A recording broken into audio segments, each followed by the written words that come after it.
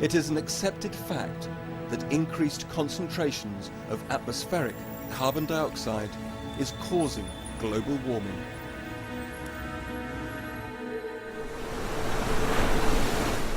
Extreme weather events are leading to increased flooding in temperate zones. Arid regions are experiencing extended periods of drought. Melting ice in the polar regions and retreating glaciers worldwide are leading to sea level rise, threatening millions of people living in low-lying areas. These impacts alone are powerful enough incentives to act, but scientists are only now discovering something possibly even more alarming. A large proportion of the extra carbon dioxide being pumped into the atmosphere is being soaked up by the world's oceans. And the implications of that are potentially catastrophic. Since the beginning of the Industrial Revolution in the 1800s, the ocean has taken up half of the CO2 that humans have released in the atmosphere. That's a gigantic amount. I think 500 billion tons of carbon dioxide in the ocean already. So these are very large changes in the chemistry of the ocean that are unprecedented for many millions of years. As any chemist will tell you, dissolving carbon dioxide in water reduces its pH, which means the water turns acid. The process works like this. Carbon dioxide from the atmosphere combines with water to form a new compound known as carbonic acid. The same weak acid is found in carbonated drinks. This process decreases the ocean's pH, moving it from the alkaline end of the spectrum towards the acidic end. The challenge scientists now face is determining the impact the ocean's increased acidity will have on marine life. I know of no evidence that higher carbon dioxide levels are good for life in the ocean. So the real question is, are they a little bit bad or a lot bad? Which animals will be most impacted, which will survive? Carbon dioxide is most easily taken up by cold water.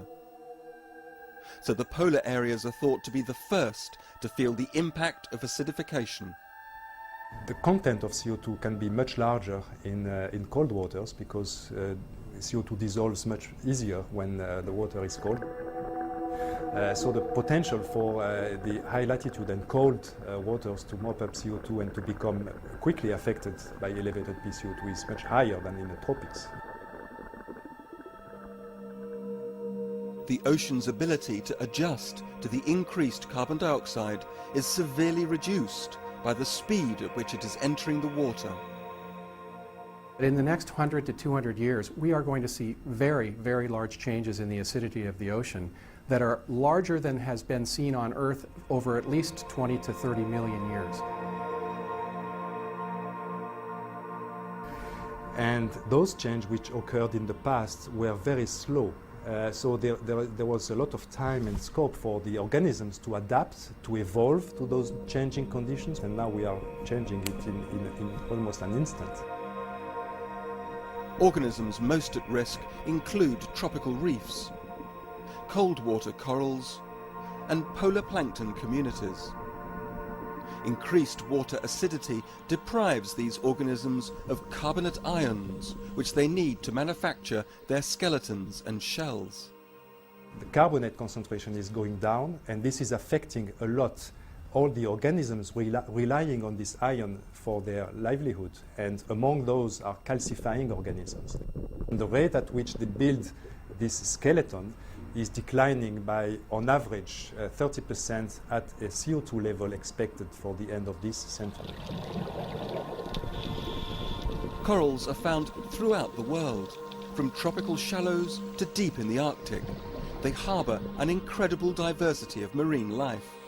They are known as the rainforests of the sea and play a crucial role in the ocean ecosystem, acting as nurseries for juvenile fish.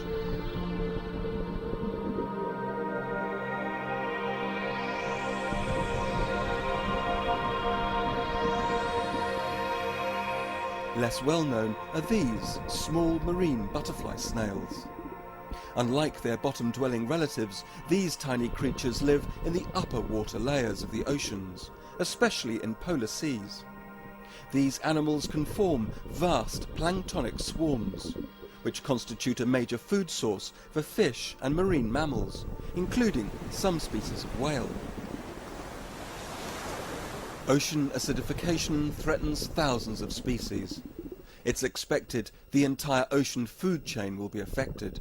Any group that calcifies, that makes calcium carbonate skeletons, shellfish, small plankton that are the basis of food change in the ocean. And we don't know if we'll see a reduction in their abundance that leads to a reduction in primary productivity and ocean productivity for important marine fisheries. Over 2.5 billion people worldwide rely on fish for food. If plankton are damaged by ocean acidification, it may well be the last straw for the fish that feed on them, already stressed by increased marine pollution, rising sea temperature and overfishing. Pollution, temperature, and CO2, if we look at those three things together, we know that we have a very bad formula for disaster down the road if we don't do something about our CO2 emissions. Solutions are a global problem. Even if carbon dioxide emissions were stopped today, the oceans would take 30 years to respond. Raising awareness of ocean acidification is just a first step. We need to bring the public much more into an understanding of what's going on. Ocean acidification is really unknown to most people and to most governments, and it needs to become much more a part of the climate change dialogue. In the next 100 years or so, the lifetime of my son, who's now 7, he will see very large changes in the ocean. It will change more in the lifetime of our children than we've seen for the last 20 to 30 million years.